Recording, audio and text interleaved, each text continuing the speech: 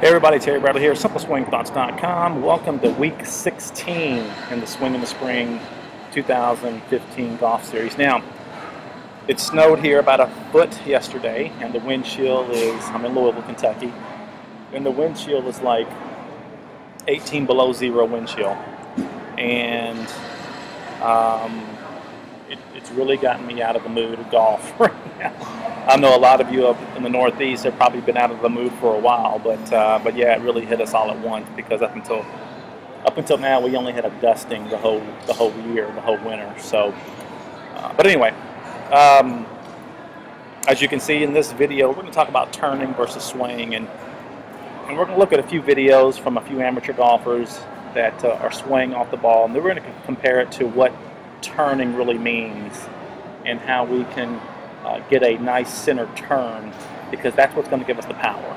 Okay, we're going to look at Jessica Korda, a young LPGA player on tour, and we're going to look at Sam Snead. And all these are going to be they're going to be skill shots, because you really can get the feel for what a turn really is versus a sway. So, in any event, let's get started.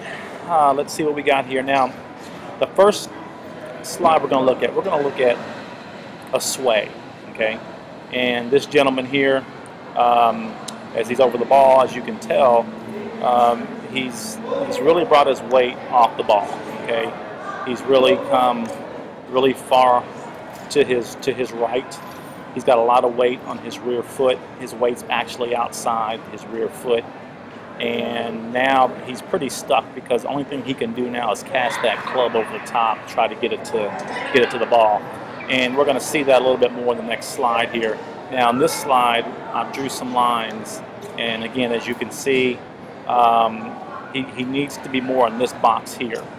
Okay, as you can see, he's way outside the box, and if he were to drop his arms from this point, they would just drop behind the ball, and the club would land somewhere back here. So that's why your body sort of takes over and says, "Hey, I need to cast this club." And what would happen is, he would now have to come over the top here and then try to hit the ball. Okay, now we're going to compare it to what we call turning. Okay, now I've got a swing here of mine, and notice how, as I come off the ball, notice how my center of gravity really doesn't change all that much as I come to the ball. See how that worked?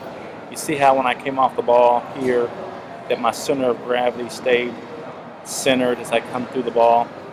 Okay. Now I'm going to stop it right here. Now, again, as I come off the ball, my body doesn't really change too much as far as the center of gravity. Now, I'm going to look at another slide here, and this is where I put myself in the turning slide. I'm sorry. Now, again, right here, I want to try to keep my body in this box. Okay, and if I do that, keep my head behind the ball, my arms can now drop into place and release the club like it needs to be released. Now, let's go back to my turn here, or my swing.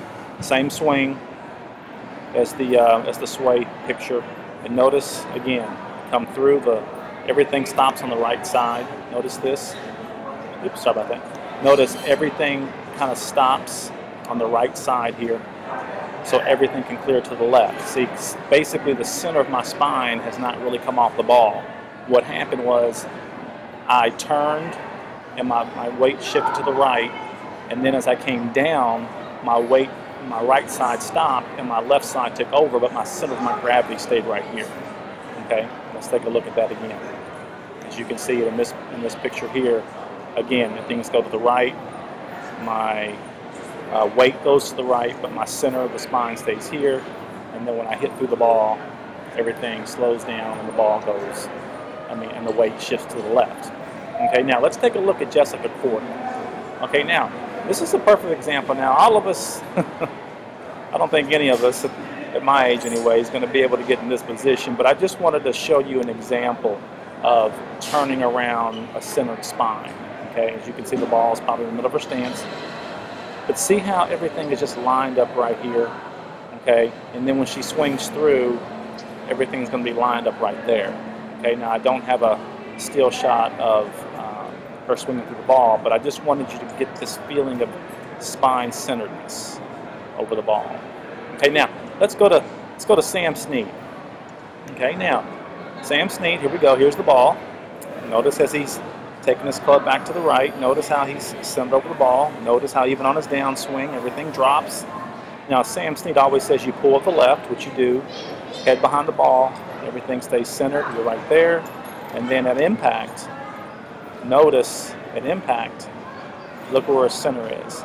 So you can look at each one of these pictures, okay, and you can see that he really doesn't come off the ball. Okay, it's centered here, it's centered there, and it's centered there, okay, to where he makes a good shot. Okay, now, what I'm going to do now, I'm going to turn to my swing here, and in this swing, again, as you can see, I'm over the ball. But notice the center of my spine stays here. Got a nice shoulder turn. Now I'm probably hitting about a 7-iron here, maybe a 6-iron. But in any event, you see how I don't sway off the ball. I'm right here as I come to my backswing now. I want you to notice at impact. Very little change, okay? Did you see that? Very little change at impact, because what happens is I drop my arm straight down. See, the arm comes straight down. And when the arms come straight down over a centered spine, there's hardly any movement in your body. Everything is moving to the left side because your weight is now shifting because your head's behind the ball. Okay, so there you go. There's the shift down. Okay, now, one more swing of mine, and I'll wrap this video up. Don't want it to be too long. Again, I'm warming up on the range, and as you can see there, in this slide here, oops, sorry about that. In this slide here, let me back this up just a little bit. You can see in this slide, right here, okay? Yeah, there's the ball. Notice my spine does not come off the ball. Now this is a warm-up. I'm hitting a lob wedge. I'm just now warming up, but notice how nothing sways back. There's no wasted motion, okay, in the entire swing. Now let's go all the way back to my guy here, okay? This is an easy fix, guys, okay? This is not hard to fix, okay? All we have to do is get him to swing a little more around the spine here. All this will basically now, the weight will stay inside his right leg, or stay inside his right foot, and he'll have a little more weight on his left leg, and the head will be behind the ball. But more importantly, this leg will not go outside these lines, okay? So it's really not a hard fix. You just have to understand the principle behind swaying versus turning, okay? So just wanted to share this with you on this very cold wind chill day. I think the wind chill right now is about 3 below, but just wanted to get this video out. Again, watch this video. Again, swing versus turning does give you the power, because I think what happens is, I think a lot of us, when we first start playing golf, we feel like that we're not going to get any power if we turn. Naturally, we feel like that if we can sway off the ball, we feel like we can get more power because we feel like that our weight is going to be more behind us, you know, when we sway. But that couldn't be further from the truth, because what you want to do is, the power of any type of object comes from the center, comes from the nucleus. And because these clubs are weighted, and because they come down in a way, let me look at Snead here, because these clubs are weighted and they drop down, there's enough weight in this club head and enough gravity that you're turning through the ball that you're going to get plenty of power when you swing the golf club. Okay, so I just wanted to get this out to you. Again, week 16, swing in the spring, turning versus swing. Terry Bradley, simpleswingthoughts.com. I would say tee him up, hit him straight, but we have to get all this snow and ice out of here first. And we can get going here in the spring, here in the next 3 or 4 weeks or so. Hopefully I'll be back on the range. Okay? Talk to you soon.